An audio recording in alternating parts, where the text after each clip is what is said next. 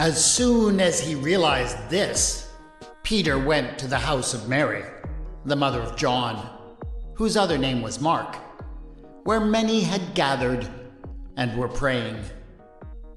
When he knocked at the outer gate, a maid named Rhoda came to answer. On recognizing Peter's voice, she was so overjoyed that instead of opening the gate, she ran in and announced that Peter was standing at the gate. They said to her, "You are out of your mind." But she insisted that it was so. They said, "It is his angel." Meanwhile, Peter continued knocking, and when they opened the gate, they saw him and were amazed. He motioned to them with his hand to be silent and described for them how the Lord had brought him out of the prison. And he added, "Tell this to James and to the brothers and sisters." Then he left and went to another place. I started this podcast because, though I am a Christian preacher who works in the church, I do not believe that the Bible belongs exclusively to the church. It is a great work of literature, and its amazing stories belong to all the people of the world. As a Christian preacher, I sometimes feel constrained when interpreting the Bible because I am always expected to interpret the story for the church. I have to find some way to apply it to the life of the church or of those in it before I get to the end of a sermon.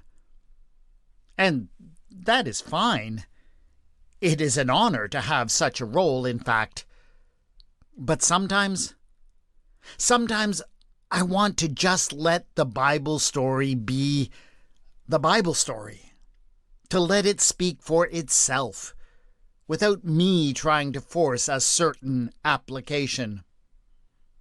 So I created this podcast, where I can let the story be the story. But sometimes, as I dig into the stories themselves, I become convinced that they were originally written in a way that was meant to apply directly to the church. This is often true when you read the book of Acts. The author of this book, who's traditionally known as Luke, is giving us an account of the earliest apostles. But he is writing his account decades later. Most scholars date the book to the end of the 1st century CE, though some now suggest a date well into the 2nd century.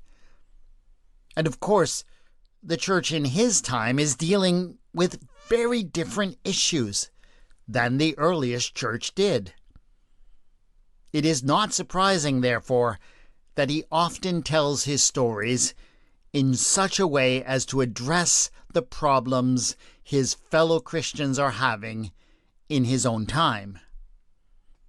I certainly think that he is doing exactly that in his story of the arrival of Simon Peter at the house of Mary, the mother of John. Peter has been imprisoned by King Herod Agrippa I. The church has gathered in Mary's home, and they are praying for his release. But meanwhile, with divine help, Peter has already escaped and is on his way to them. What happens next is so ironic that it makes me sure that Luke is trying to make a pointed and humorous commentary on the Christians of his own time. And that made me wonder, how might he tell the story today to address the failings of the modern church? This is Retelling the Bible.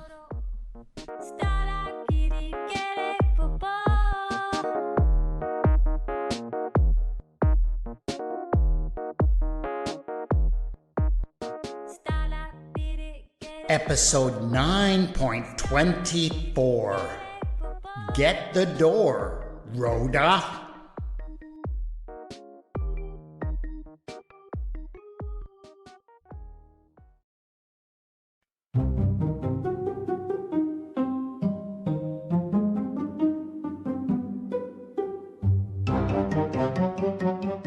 It was Sunday, and the church had gathered together to celebrate and to just enjoy one another's company.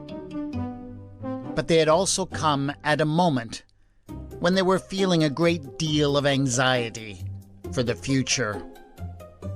There were a few things that caused this anxiety. The church had once enjoyed many privileges in society.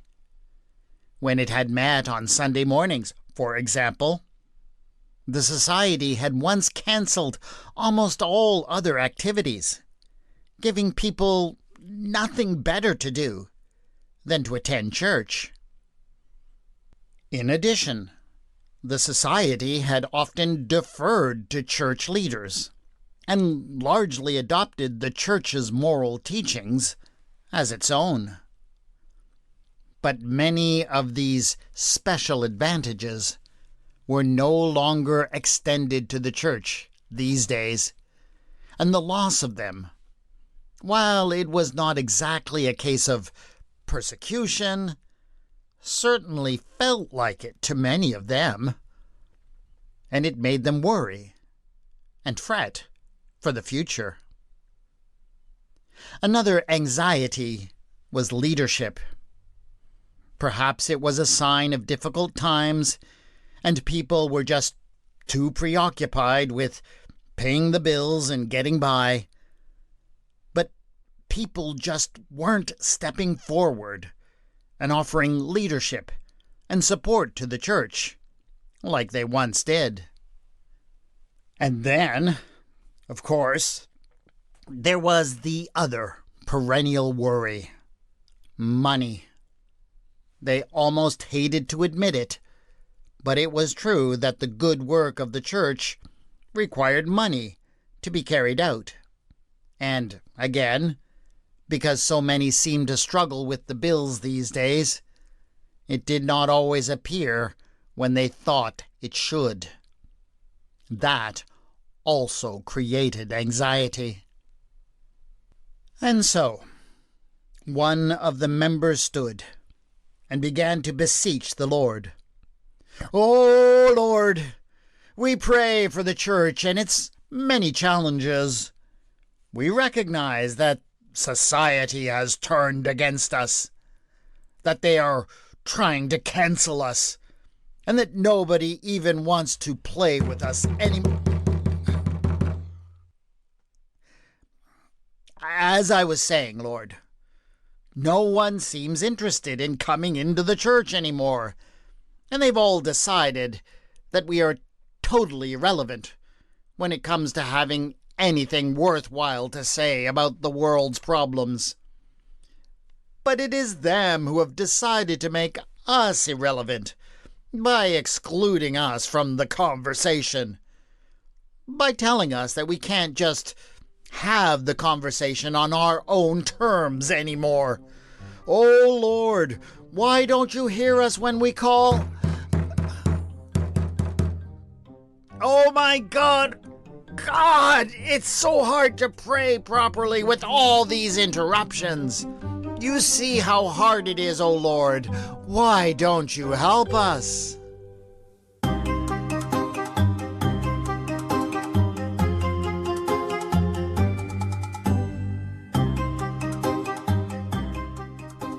The elder sat down. But, since all of the church's anxieties had hardly been expressed, another quickly stood and began to pray.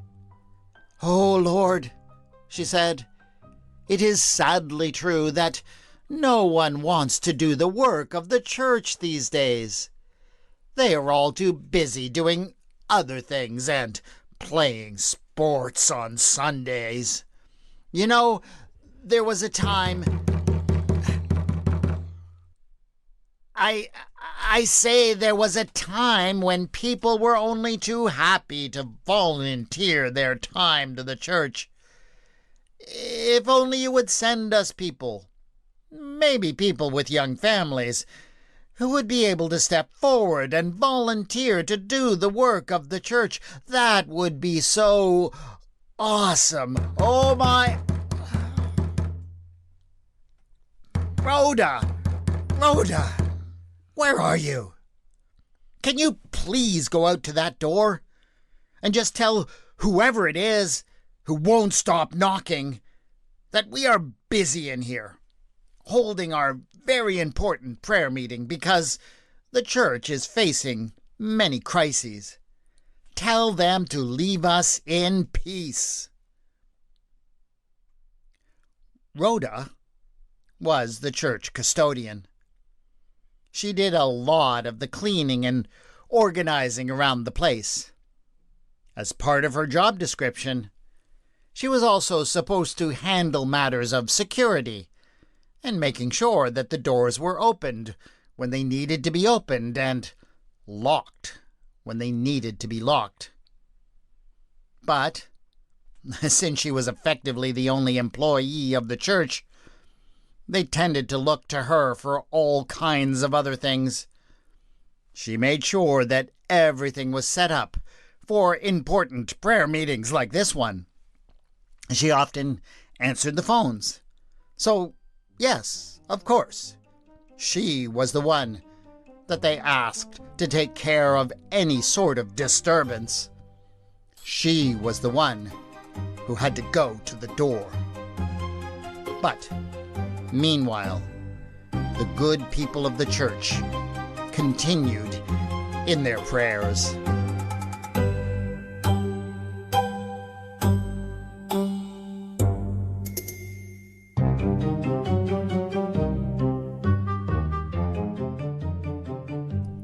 A third respected member of the church was now standing and praying on behalf of them all. "Oh, Lord," he cried, "we do rather hate to bring it up, but there is the matter of paying the bills. Money, it seems, is short and is a constant struggle.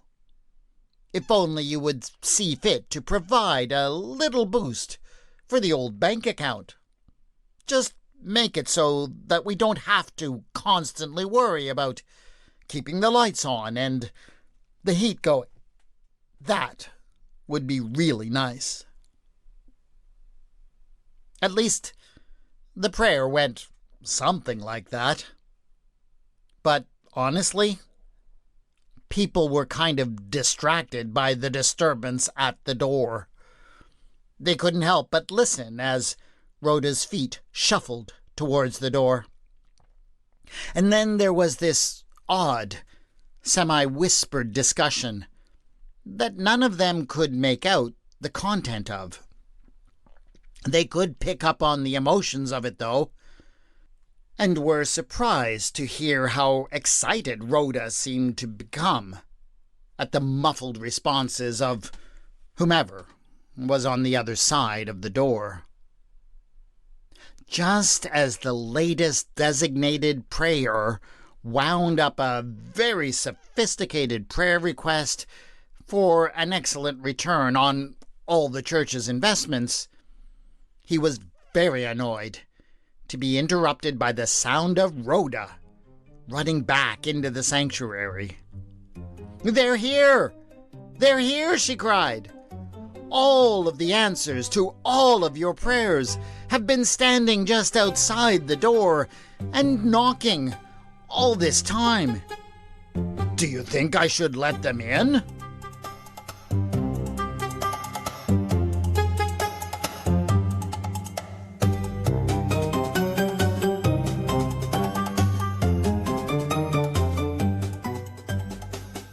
Well, as you can imagine, the whole church immediately erupted in outrage. "What are you doing, Rhoda? Foolish girl! Don't you know better than to interrupt our very important prayers? We are doing the important work of the church here. Let's have a little bit of reverence and decorum. Let's have a little bit of respect." But, for some reason, all their criticisms did nothing to temper Rhoda's excitement, and she only cried out more loudly that they didn't need to pray, and that God had already answered. It took some time for them to understand what she was saying, mostly because they didn't really want to bother listening to her. But when they finally did understand, that only enraged them all the more. "You silly girl," they cried. "You must be out of your mind. What do you know about prayers and the answering of prayers? You probably just saw some angel or something, and you're not supposed to take those literally. We are the experts on that. We'll say what the answer to prayer is, not some custodian."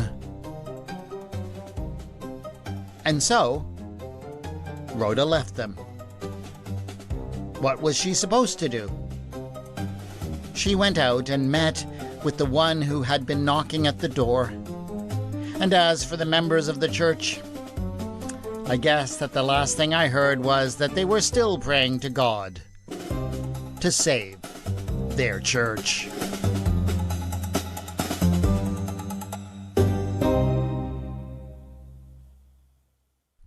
I cannot help but think that when Luke wrote that little story, he had to be laughing into his sleeve. Oh, the sheer irony of it. The church is praying inside for something, while the literal answer to their prayers is knocking at the door outside and can't get in. And what's more, they don't want to let him in because they don't really believe that he could be there.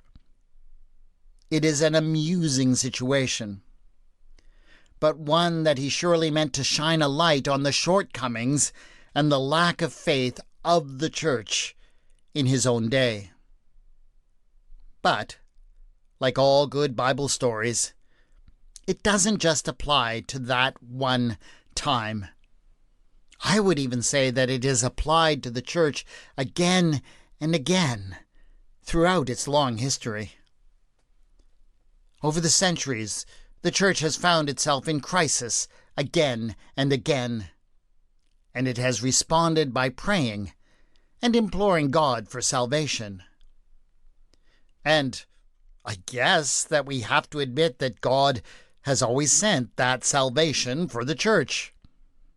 The proof of that is that the church is still here in existence, some 2,000 years later.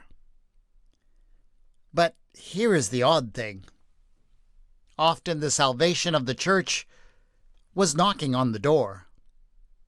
But the church just couldn't recognize this salvation that was out there. In the 5th century, for example, the Roman Empire was crumbling in the West because of devastating barbarian invasions. And the church was so tightly integrated into the empire at that point that it felt not only like the end of the church, but the end of the world. They prayed desperately for God to save the church. But the salvation that God sent, that was knocking at the door, was not the one they were looking for. It was the so-called barbarians themselves who proved to be the salvation, as they converted in large numbers. It changed the church in innumerable ways. But the church also found new vitality in a new culture. And that pattern has repeated again and again. When the church felt threatened by reformers in the 16th century, of course it prayed for God to make the threat of reform go away. But the answer that God sent was new vitality through reform, both for the existing Roman Catholic Church, which was reformed at the Council of Trent, and the new Reformed churches. The answer was banging on the door. They just didn't want to open it. So I can't help but think that if Luke were to write this story today, when the church is again feeling as if its very survival is at stake, he might tell the story as I have imagined it. Even as it prays for God to save it, the church may be ignoring the sound of the very answer to its prayers as it knocks at the door. Even more importantly, the church needs to ask if it has any Rhodas. Are there people who are aware of what is actually knocking at the door? And has the church been dismissing them, mocking them, for daring to state that somebody is knocking at the door? Who may be knocking at the door today? Is it growing numbers of minorities and immigrant groups who are looking for ways to worship God while holding on to their own cultural identity? When Rhoda comes running back into the room, shouting that God has sent many such people to be a part of the future of the church, how does the church respond? Does it ridicule her? Tell her that she is out of her mind? And why does the church do that? Could it be because it is not willing to accept the change that would come to the church if such people were allowed to have a voice and some power? You could say much the same thing about a younger generation. Are they literally at the door of the church, knocking to get in? Not very often these days. But is that necessarily because the church and the gospel have nothing to offer them? It could be more that the church has been proactive in keeping them away. The way that the church has treated its Rhodas, shutting down their efforts at bringing change, may have already convinced many of them that there is no place for them in the church. More than anything, I would like to think that Luke's story of Peter knocking at the door of the church is meant to make his readers think very differently about prayer. What if prayer is not really about people moving God to do what they want? What if it is actually about people moving themselves to recognize and respond to what God has already done? That is it for this episode of Retelling the Bible. Thanks for listening. Please rate, review, and share so that other people can enjoy this podcast. The theme music for the podcast is Da by Kevin MacLeod, and the mood music for this episode was Ultimate Comedy Music Volume 6 by Sasha End. The music is licensed in the Creative Commons and can be found at incompetech.com and at nd.app, respectively. You can contact me on Bluesky at Retelling the Bible and on the Facebook page Retelling the Bible. Show notes have been posted at retellingthebible.wordpress.com. Thanks to my friends on Patreon for your support, which means everything.